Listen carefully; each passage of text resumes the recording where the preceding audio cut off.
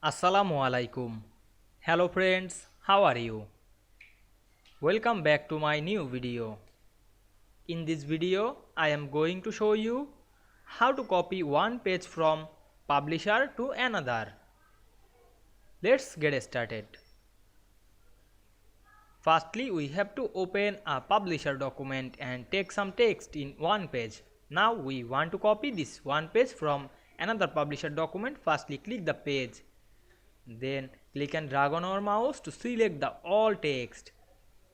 Otherwise, you can select the text box.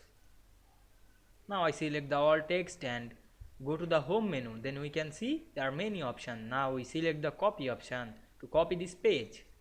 Then go to the file menu and click new option. Then create a blank document. Then go to the home menu and click paste option. Then we can see we paste the document in one to another very easily. I hope you enjoyed the video.